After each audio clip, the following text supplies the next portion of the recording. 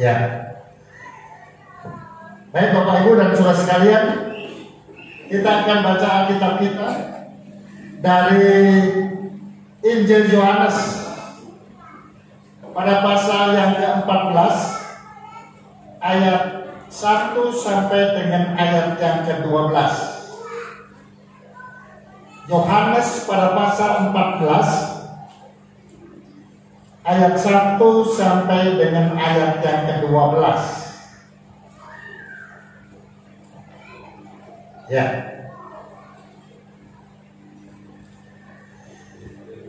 Kita akan baca secara responsoria Injil Yohanes pada pasal yang ke-14 ayat 1 sampai dengan ayat yang ke-12. Ini adalah ayat yang sangat populer untuk orang percaya, saudara ya. Seperti biasa, ayat pertama kita akan baca berdiri, kita akan hormati pembacaan firman Tuhan, dan semua membaca dengan baik, saudara-saudaraku, tidak perlu berkejar-kejaran, tapi kompak ya, supaya didengar dengan baik. Baik, demikianlah firman Tuhan. Janganlah gelisah hatimu, percayalah kepada Allah, percayalah juga kepadaku. Di rumah Bapakku banyak tempat tinggal, jika tidak demikian, itu aku mengatakan kepadamu, sebab aku pergi ke situ untuk menyediakan tempat bagimu. Dan apabila aku telah pergi ke situ dan telah menyediakan tempat bagimu, aku akan datang kembali dan membawa kamu ke tempatku, supaya di tempat di mana aku berada, kamu pun berada. Dan kemana aku pergi, kamu tahu jalan ke situ. Kata Thomas kepadanya, Tuhan, kami tidak tahu kemana engkau pergi. Jadi bagaimana kami tahu jalan ke situ? Kata Yesus kepadanya, Akulah jalan dan kebenaran dan hidup. Tidak ada seorang pun yang datang kepada Bapa kalau tidak melalui aku. Sekiranya kamu mengenal aku, pasti kamu juga mengenal Bapakku. Sekarang ini kamu mengenal dia dan kamu telah melihat dia. Kata Filipus kepadanya, Tuhan, tunjukkanlah Bapa itu kepada kami. Itu sudah cukup bagi kami. Kata Yesus kepadanya, telah sekian lama aku bersama-sama kamu, Filipus, namun engkau tidak mengenal aku. Barang siapa telah melihat aku, ia telah melihat Bapa. Bagaimana engkau berkata, tunjukkanlah Bapa itu kepada kami? Tidak percayakah engkau bahwa aku dalam Bapa dan Bapa di dalam aku? Apa yang aku katakan kepadamu, tidak aku katakan dari diriku sendiri, tetapi Bapa yang di dalam aku, dia yang melakukan pekerjaannya. Percayalah kepadaku bahwa aku di dalam Bapa dan Bapa di dalam aku. Atau setidak-tidaknya percayalah karena pekerjaan-pekerjaan itu sendiri sama-sama. Aku berkata kepadamu, sesungguhnya barang siapa percaya kepadaku, ia akan melakukan juga perkara-perkara yang aku lakukan lebih.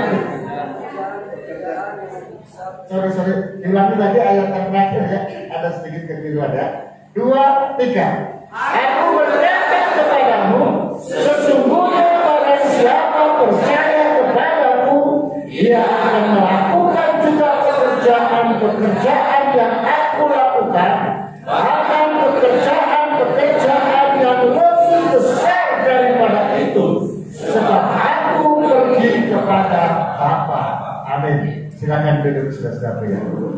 Nah, Bapak Ibu dan saudara-saudara sekalian, ayat terakhir, saudara, itu adalah ayat yang Tuhan sendiri katakan. Siapa yang tidak tahu? Dunia mengakui bagaimana pekerjaan-pekerjaan yang sudah Tuhan Yesus lakukan. Itu sejarah mencatat, saudara-saudara. Dunia mengakui kehadiran Yesus terjadi ya kurang lebih 2000 tahun yang lalu di Timur Tengah itu menggegerkan dan tercatat sebagai sejarah yang nyata, dan bukti-bukti konkret itu sampai sekarang masih ada, saudara-saudara yang kasih. Nah, itu menandakan bahwasanya pekerjaan yang sudah Yesus lakukan, semua mata terbelalak, itu adalah pekerjaan-pekerjaan yang besar. Tapi Yesus mengatakan, ya, dengan jelas, saudara-saudara yang kasih, pada ayat yang 12 itu, aku berkata kepadamu, sesungguhnya barang siapa percaya kepadaku, ia akan melakukan juga pekerjaan-pekerjaan yang aku lakukan. Ya, manusia di akhir zaman, orang-orang yang mendapatkan karunia oleh Tuhan, hidup pada masa sekarang ini, sebetulnya itu bisa melakukan apa yang Yesus lakukan. Bahkan Yesus mengatakan bukan hanya yang Yesus lakukan, karena di situ dikatakan bahkan pekerjaan-pekerjaan yang lebih besar daripada itu bisa dilakukan. Apa pemahamannya? Apa makna yang harus kita ambil, saudara-saudara?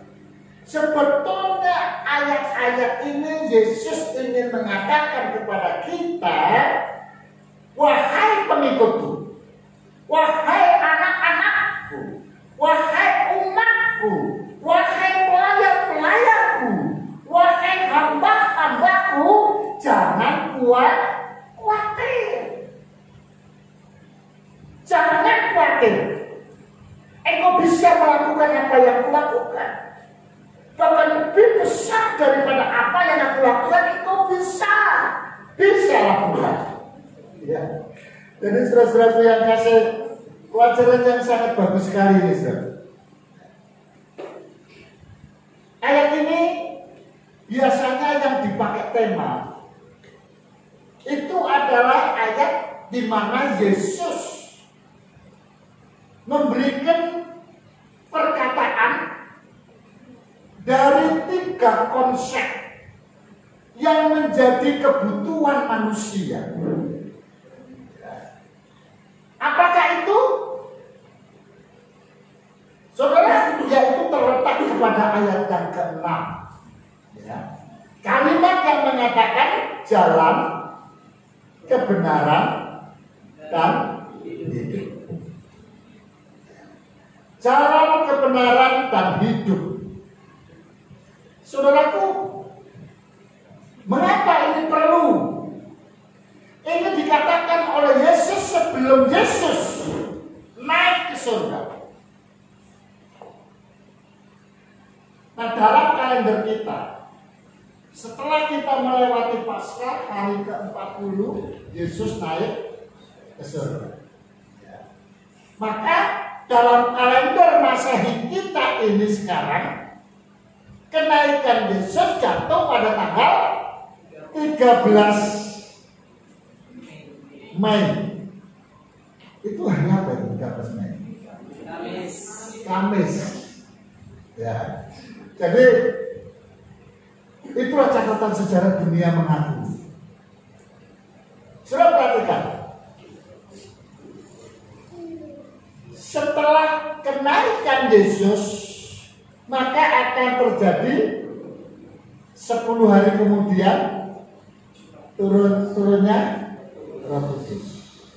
Ya. Sudah perhatikan dengan baik-baik. Selama pencurahan Roh Kudus itu selalu tepat pada hari yang sama. Ya. Kematian Yesus itu dari tahun ke tahun, saudara-saudaraku yang kasih, itu tetap tepat pada hari yang sama kita peringati. Kebangkitannya juga tetap pada hari yang sama. Ya. Dan kenaikannya tetap pada hari yang sama. Turunnya Roh Kudus juga tetap pada hari yang sama. Coba kita hitung-hitung waktu Yesus mati. Yesus mati pada hari Jumat. Jadi tahun berapapun kita merayakannya, pasti tetap hari Jumat.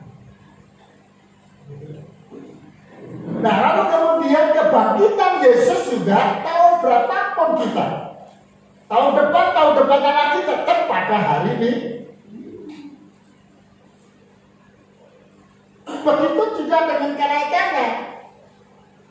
Jatuh pada hari Kamis, turunnya Roh Kudus itu jatuh pada hari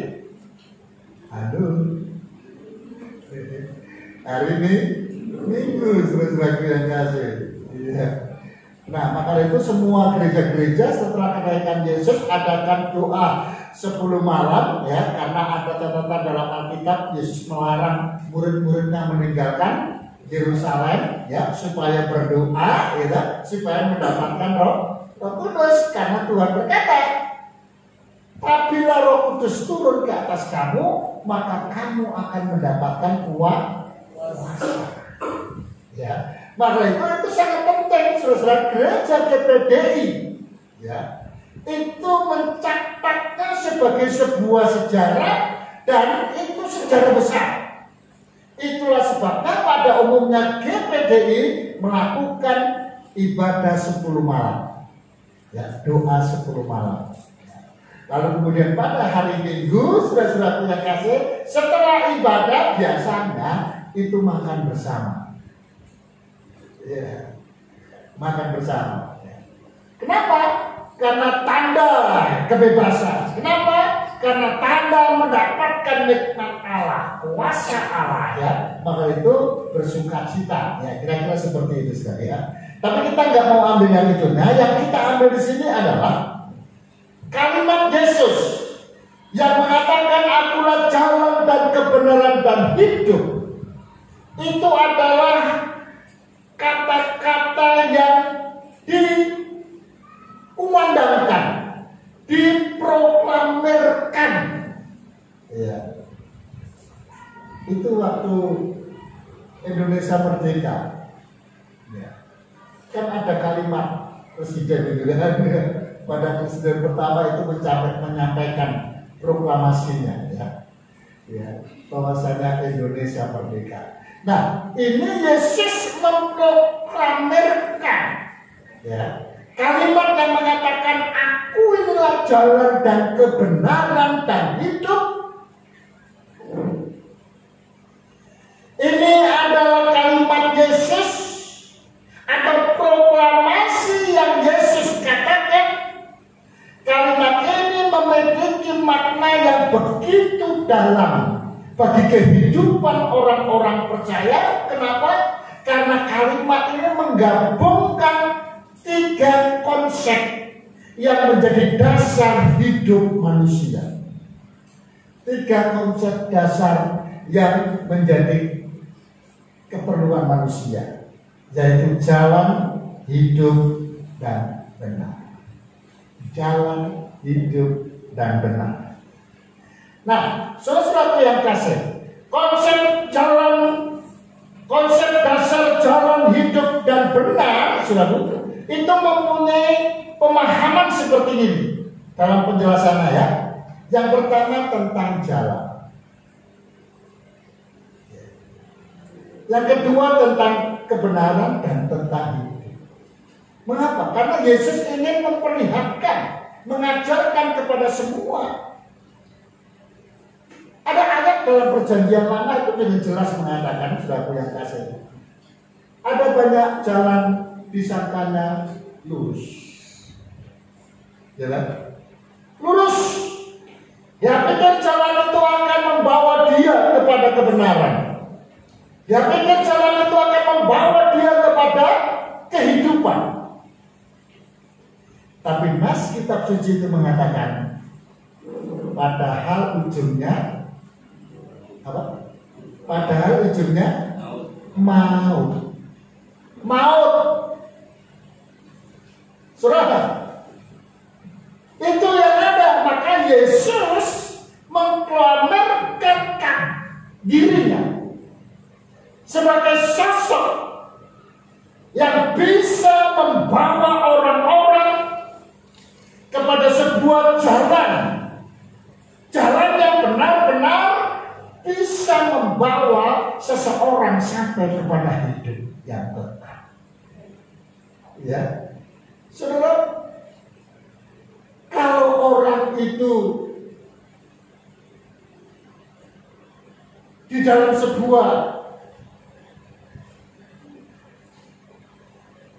kehidupan, tentu ada problem dan masalah. Seringkali kalau kita menghadapi problem yang berat, kita berpikir, aduh, nggak ada jalan lagi. Ya. Usaha mentok sana sini mentok, ya, terus pikiran kita buntu, nggak ada jalan lagi. Ya. Suatu, lalu kemudian ada seseorang datang mengatakan, Pak, jangan takut, Pak. Masalahmu, sakitmu itu bisa gampang atasinya, Kak. Datang tuh di sono di pohon yang besar, gitu. Karena ada yang menunggu katanya. Datang ke sana lo, ada dukun. Saudara, bisakah dukun itu menyembuhkan? Saudara, Alkitab mencatat iblis itu bisa menyamar seperti malaikat terang. Apakah iblis bisa menyembuhkan? Bisa. Ya, bisa. Loh, ketika orang sudah menghadapi jalan buntu, sudah pendeta diundang gak sembuh-sembuh, sudah setiap minggu bergereja, masalah gak selesai, lalu kemudian berpikir, aku gak ada gunanya aku bergereja. Ketika kita masuk dalam ruang lingkup seperti itu, maka hati kita sudah dikuasai oleh oleh si iblis. Ya. Dan ketika kita dikuasai oleh si iblis, saudara-saudara yang kasih, iblis menawarkan jalan. Ya. Jangan takut, kalau kau minta kepadaku, ya, caranya apa? Gampang, jangan sembah Yesus. Caranya apa? Gampang, ya, kasih aku makanan yang enak. Apa itu? Bunga kantil. Saudara, bisa ditolong? Ada jalan? Bisa. Tapi apakah jalan itu adalah sebuah jalan kebenaran yang membawa dia bisa masuk dalam kehidupan yang kekal? Ya. Di bumi berapa lama lah kita hidup?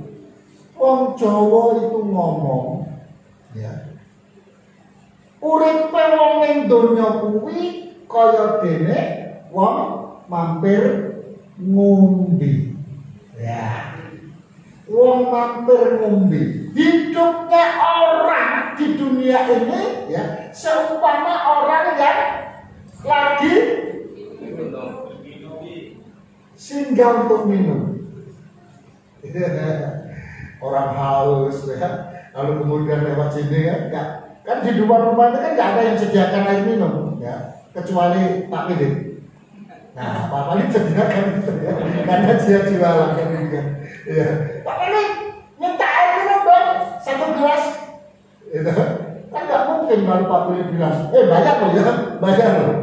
Kalau toh bayarnya piro? 1 galon berapa, Pak? 4.000. Nah, kalau 1 gelas piro? Kan dikit kali kan gitu. Kasih aja. Sebenarnya ketika kita kehausan lalu kemudian kita minta minum, dikasih minum, ya. Saya mau tanya, seberapa lama kita minumnya? Ya. Ini kehausan. Ada orang lagi kehausan minta minum, dikasih minum, dia minum sih.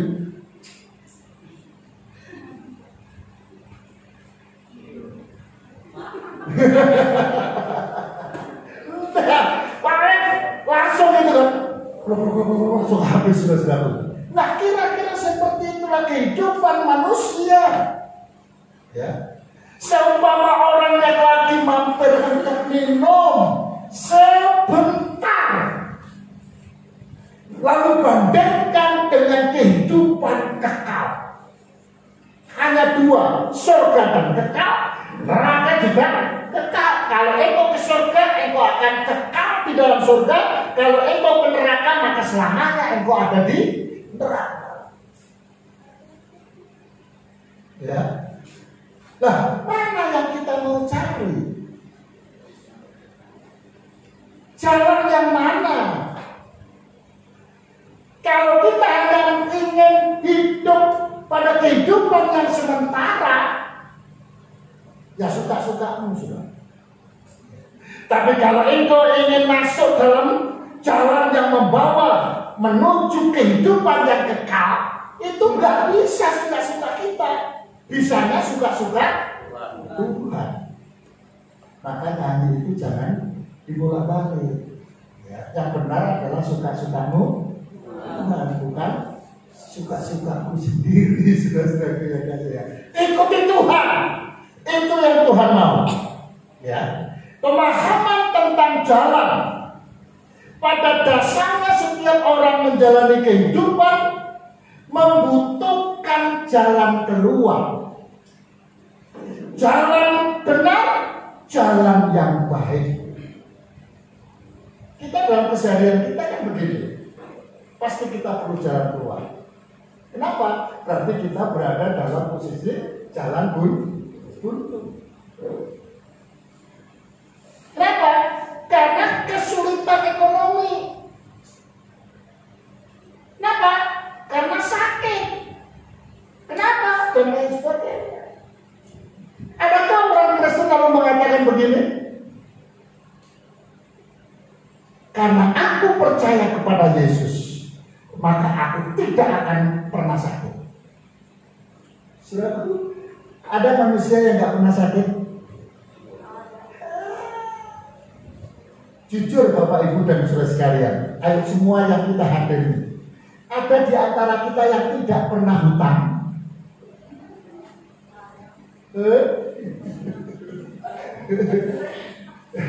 Ada yang nggak pernah hutang? Ya pokoknya seberapa pun nggak tahu lah. Ya. Ada nggak? Tolong angkat tangan di belakang itu, angkat tangan ya. Dan kamu hutang saudara. Saudara, bukan hanya jemaat saja. Gembala pun juga. Artinya apa?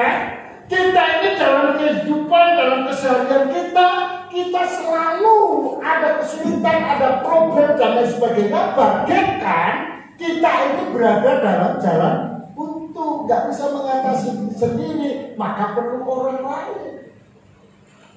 Ya, maka diperlukan. Ya, dan Yesus itu adalah jalan yang benar, jalan yang baik. Kenapa? Karena di dalam kesulitan kita dia bisa menolong kita. Kenapa? Di dalam kesakitan kita dia bisa menyembuhkan kita. Dan dia punya pertolongan, ya, itu bukan hanya sesaat. Ya, saudara, kalau umpamanya Tuhan itu seperti saya, banyak manusia yang masuk neraka. Maksudku kenapa saya bilang saya? Maksudku kalau Tuhan itu manusia, ya, manusia seperti kita, saudara. Orang pada masuk neraka semua. Kenapa? Kalau kita lihat orang yang menyakiti kita, apa yang kita katakan kepada orang itu? Kalau kita berdoa untuk orang yang menyakiti kita, apa yang kita doakan? Ya. Jangan-jangan seperti pendeta dulu yang mendoakan saya. Ya. Ada pendeta nggak suka dengan saya, tersinggung karena saya khotbah. Ya. Lalu kemudian dia berdoa, Bapak, kami berdoa kepadamu biar Pak Pendeta Muhammad Bambang itu mati ditubruk mobil. Coba bayangkan. Aku sampai hari ini masih hidup. Yang doaku malah sudah innalillahi.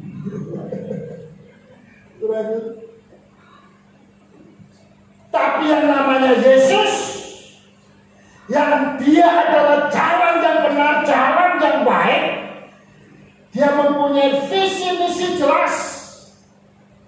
Karena begitu kasih Allah akan dunia ini, ia menyerahkan anaknya yang tunggal. Sekalipun umat manusia itu tidak setia, tapi Yesus tetap setia. Bahkan setianya itu adalah setia sampai mati. Orang Kristen mau nggak itu? Sekarang mau. Tapi kalau seperti yang ada di daerah-daerah komunis dan lain sebagainya, ditangkap anak Tuhan. Di depan kepalanya ada pistol. Kalau engkau tinggalkan Yesusmu, murtad, selamat kau. Tapi kalau kau tetap Yesus, nanti. Lalu tanya, Yesus itu murtad. Oleh begitu. Yesus itu. Yesus itu. Karena takutnya nggak bisa jawab lalu mati. Ya. Tapi ada banyak dan tidak sedikit tinggalkan Yesus. Tapi Yesus sekalipun kita mengecewakan, Tuhan punya kasih tidak pernah lepas. Ya, saudara-saudara yang kasih. Kebenaran. Pada dasarnya setiap orang ingin tahu kebenaran dan ingin dibenarkan. Dan sudah tahu, Yesus adalah sumber kebenaran yang membenarkan. Apalagi orang Kristen akhir zaman. Sumatera Utara apalagi saudara yang kasih. Ada begitu banyak muncul pengajaran-pengajaran yang tidak jelas. Tapi orang berbondong-bondong. Kenapa? Karena keingintahuan tentang sebuah kebenaran, maka dia akan masuk ke situ. Ya, saudara, pengajaran-pengajaran itu kan sudah diprogram, ya. Dan mereka punya misi, dan di dalamnya kalau pengajaran itu bukan dari Allah, itu pengajaran iblis, saudara. Iblis berkuasa dalam pengajaran itu yang membuat kita bisa terikat dan kita tidak bisa lepas dari situ.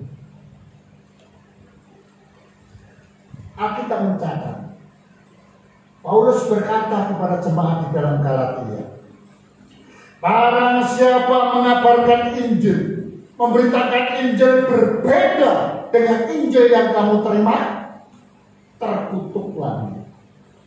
Ya, jangankan manusia, malaikat pun itu terkutuk. Coba bayangkan, saudara-saudara yang kasih. Tapi banyak orang-orang Kristen di akhir zaman, saudara, mengikuti Injil yang lain. Ya, Injil yang lain. Saya tulis di Facebook, keselamatan hanya ada pada Yesus. Pendeta yang berkomentar, ya. Kita tidak boleh dan kita harus hindari kalimat hanya pada Yesus. Oh, saudara, coba kalau umpamanya kita bayangkan keselamatan dan kita pakai hanya pada Yesus, berarti kan di mana-mana ada keselamatan.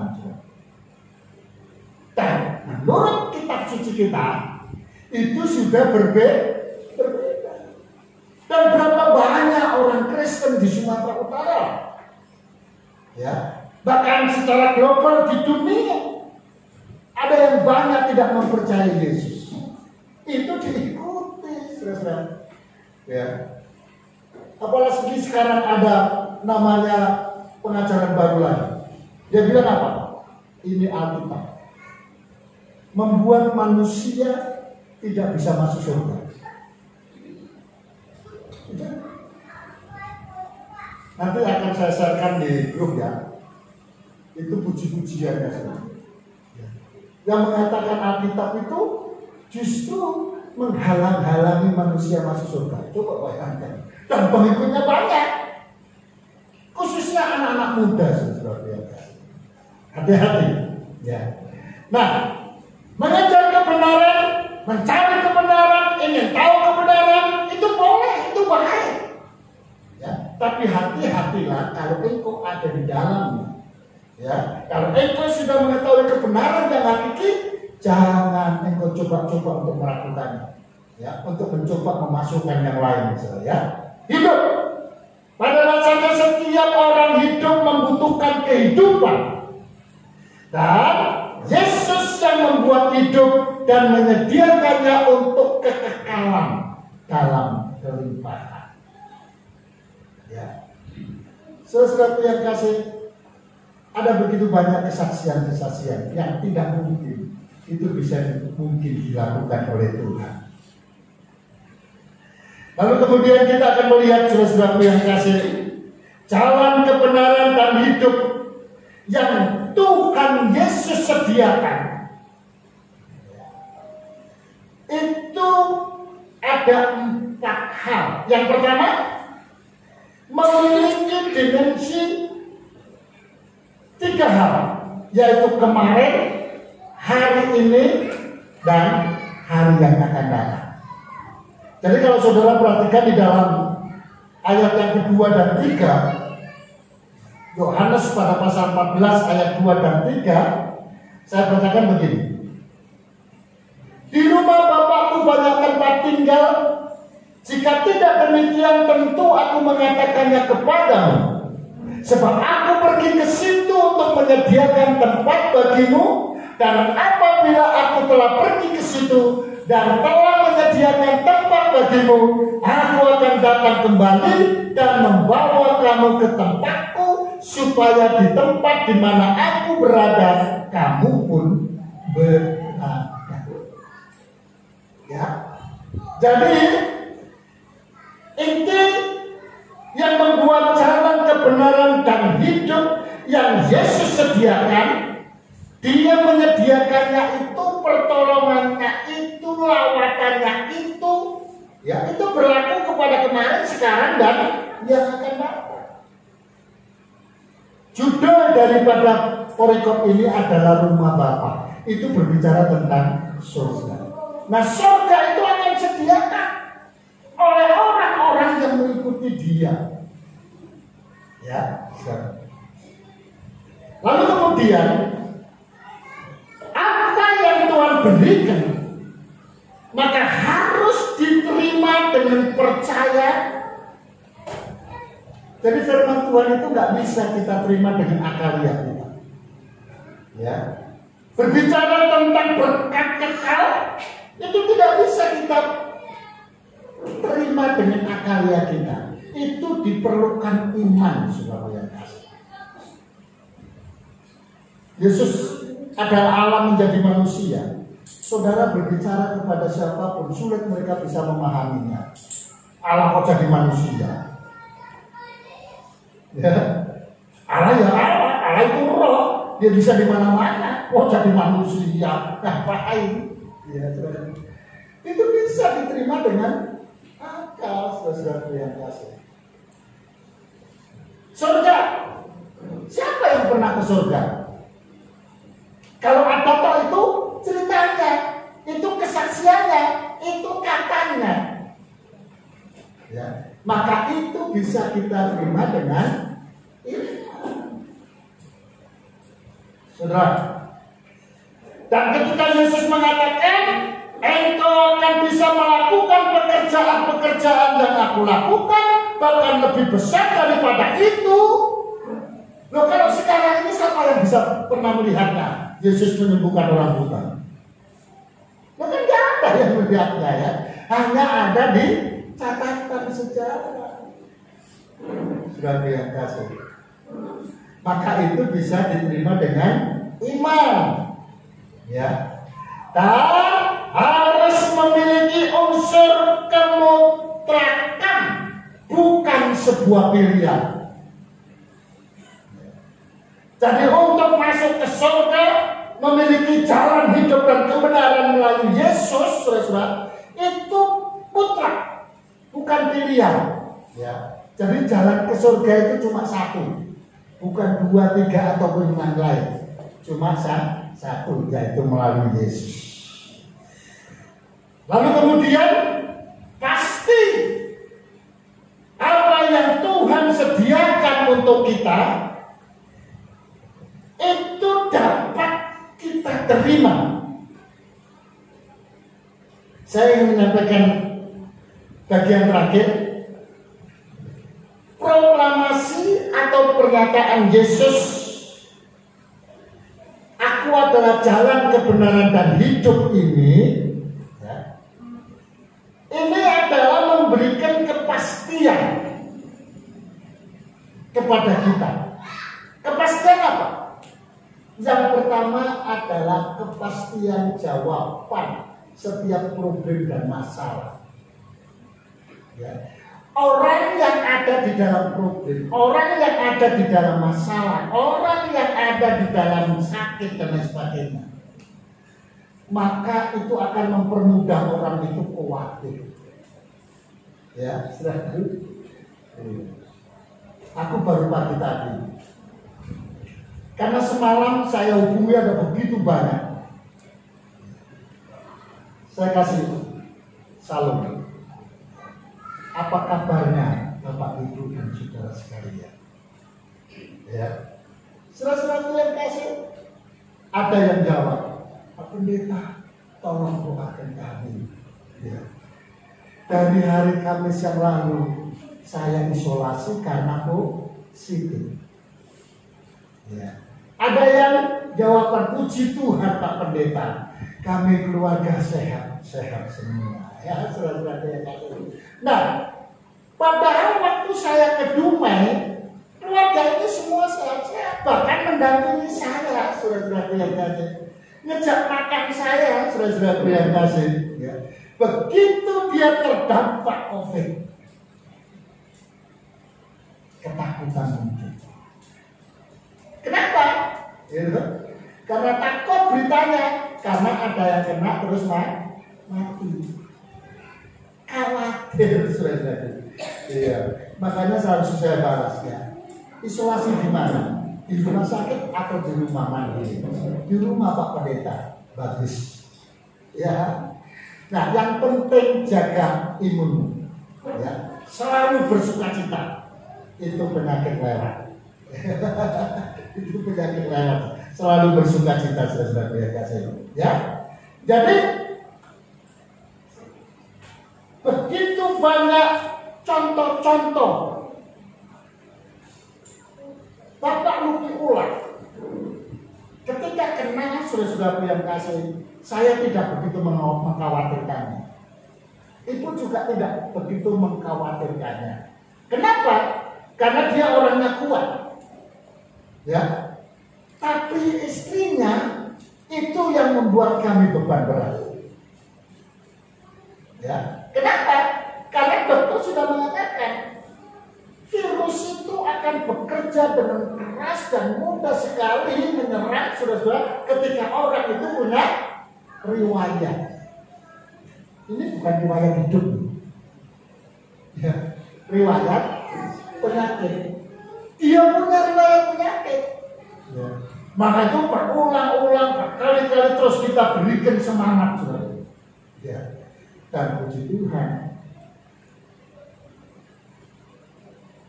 Pak Luki, istri, anak-anak, menantu, semuanya rela. Ya. Maksudnya sembuh, ya, bukan lewat itu, lewat anu bukan. Sembuh maksudnya, ya. Ya, sembuh ya. Oke. Jadi saudara-saudaraku yang kasih, ya, proklamir kalimat Yesus mengatakan akulah jalan dan kebenaran dan hidup, itu memberikan kepastian kepada kita bahwasanya kita itu harusnya bebas dari segala kekhawatiran. Ya, itulah sebabnya ayat pertama mengatakan janganlah gelisah hatimu. Itu kalimat itu percaya dengan sama kalimatnya dengan mengatakan jangan khawatir, jangan gelisah hatimu. Kalau engkau percaya kepada aku, itu maksudnya saudara. Ya. Yang kedua, tempat kekal itu Tuhan sediakan. Surga itu kepastian. Yesus bilang apa? Aku pergi ke sana untuk menyediakan tempat bagimu. Kalau sudah sedia, aku akan datang. Ya, mungkin kepercayaan lain, aku ke surga, nanti kamu terserah naik sendiri. Kan gitu. Yesus enggak, aku ke surga menyediakan tempat bagimu. Setelah selesai, aku datang lagi menjemput kamu. Supaya apa? Supaya ke surga itu pasti. Pasti. Ya, sudah terima kasih. Mengalami perjumpaan dengan Bapa itu di dalam ayat yang ke-7 dan ayat yang ke-12 terakhir tadi, perkara-perkara besar itu menjadi keseharian kita kalau kita berjumpa, kalau kita bersama dengan Tuhan Yesus Kristus. Mari kita kembali berdiri, saudara-saudara yang kasih.